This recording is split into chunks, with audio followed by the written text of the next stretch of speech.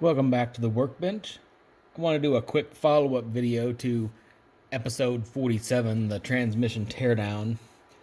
Got a few comments on a couple of places about the usability of these gears, and a few people were saying, those look great, I would run them.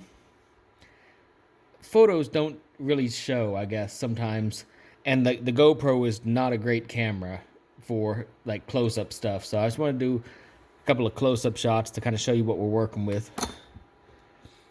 Here's second gear. Surface here is actually not bad. It's pretty shiny. There's a couple of lines in there, but you could almost run this. Then you start looking at some of these little points. That one's gone. A few more of them are just worn. Then we get to the good stuff. That is rusted, pitted, and destroyed. I wouldn't want these rough surfaces tearing up anything on my transmission anymore. So this one's done. Let's look at the cluster gear. Overall, it doesn't look bad. I mean, that looks pretty good compared to some you see. But if you start looking at these gears, I mean, this aside, it's pretty destroyed. But you start looking at some of the gear teeth, a few of them are great. And then you get around a couple of turns and you start seeing all kinds of rust and pitting. Doesn't look so good. Now it's just like that. There's a couple of good examples there on the side. Pretty rough. It's not all the way around, but it's pretty rough. A couple of these other gears do look pretty good. Once I got the metal out from between the teeth, you know, this would almost be okay, but you still have a couple of areas like that one right there where the teeth are kind of jacked up, pitted.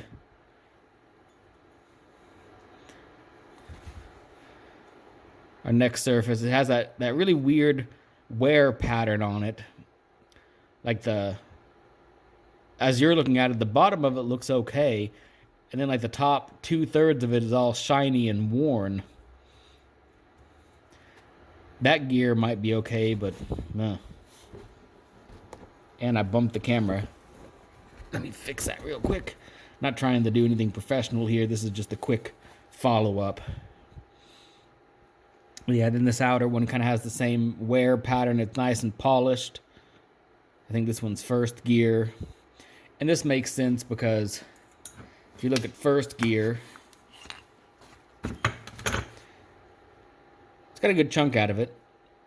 I saw this early on and have already bought the replacement for this gear. Unfortunately, this one's just... Technically, you could run this. I mean, there's quite a bit of surface left. It's just the very edge that's worn. You could probably run this, but you start looking at places like this. If I can get a little bit of a camera focus, there we go. Hey,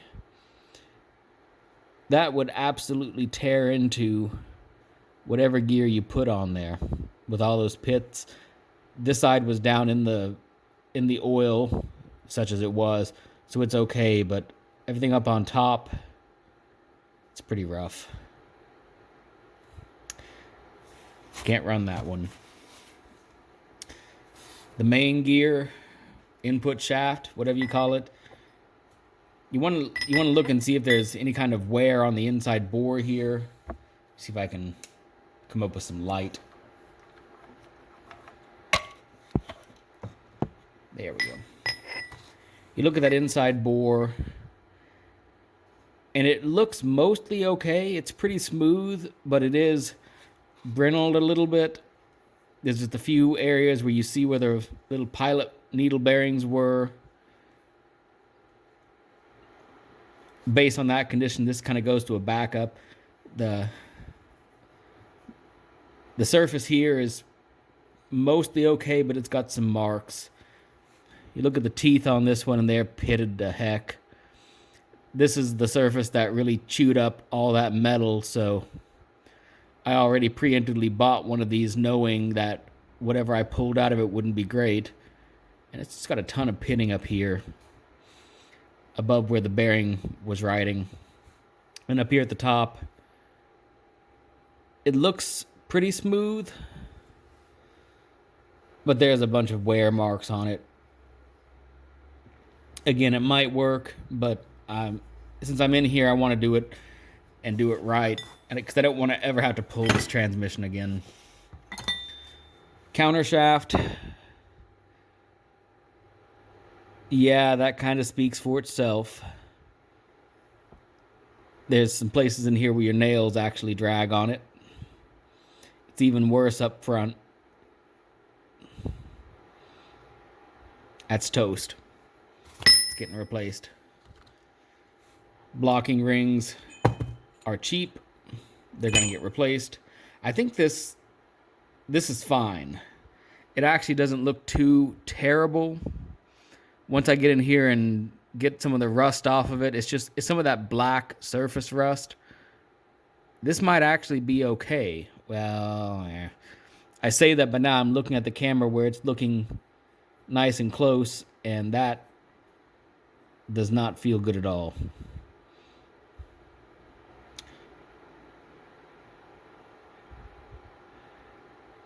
I'm in here. I should do it right. That's probably going to get replaced. Then we get to our main shaft.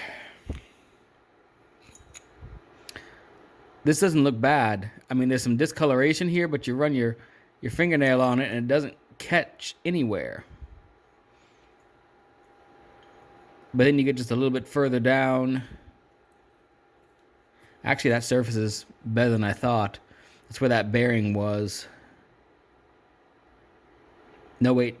Wrong gear. It's where second gear was, I think. But it's the other side I was thinking about. Yeah. It's rough. Take this nut off.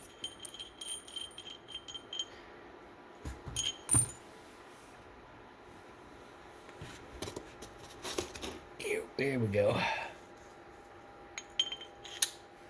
That's supposed to be pressed on. It's not supposed to just fall off like that.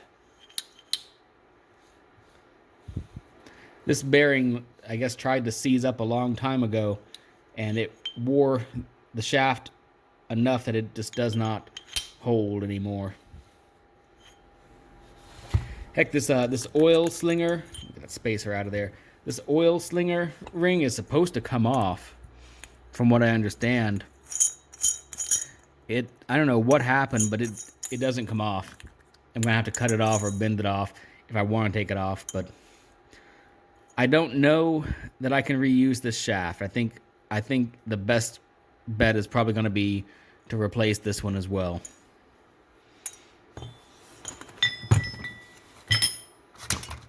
And then, of course, from the few of the videos, you've seen that front washer. Yikes.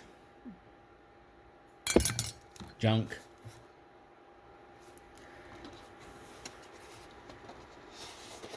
What else we got?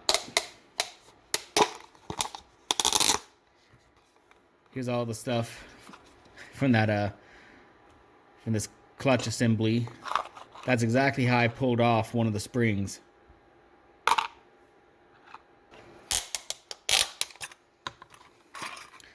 I showed some good high-res photos of these on the CJ2A forum. I was going to replace these anyways, but just yikes. It's just interesting to see just how much material got caught between these. Luckily, it's all on the inside surface. The outside that was resting against the case did not get torn up, so the case is going to be reusable. But geez, there's still metal embedded in this that can't come out.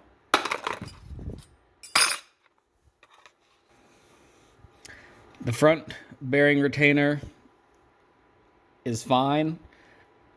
Once I get that old gasket off, it'll be reusable. Somehow it seems to have escaped totally unscathed. And then the rear retainer, There's nothing wrong with it other than a little bit of surface rust on there. It's a little bit scaly, but I'll soak that in Evapor Rust or something and it'll come right off. And this, it still fits. I mean, you can't see it, but I put it on the back of the transmission. It does not move anywhere. It's good and solid, so there's no reason to replace that. The last thing of note is the oil collector. I know a lot of guys will take these off. It's really helpful to have one of these when it's meant to stop the oil from getting all foamy when you're going at high speeds. And I'm hoping to take this not on the highway, but I'm hoping to maybe do some daily drive kind of things with the Jeep once it's ready to go. You know, the grocery store run, the beer run, etc., just around town. I can probably hammer that sort of flat. That one's just rusted away and it's about to come off, honestly. But there's new old stock replacements of these available. I might just get a new old stock replacement piece, and I think you have to clearance it just a little bit for fitment, but I think I will go ahead and put this back on, just not this one, but a replacement. So that about sums up all the internals of the T90. They're in rough shape. And I've got a few new parts already in. I just didn't expect to have to do a second order for everything else. But that's okay. I would rather put new parts, US made where possible, and do it all right from the start than have to pull the entire engine, transmission, transfer case, everything again just to rebuild it again. So, thanks for watching, and I'll see you on the next full episode.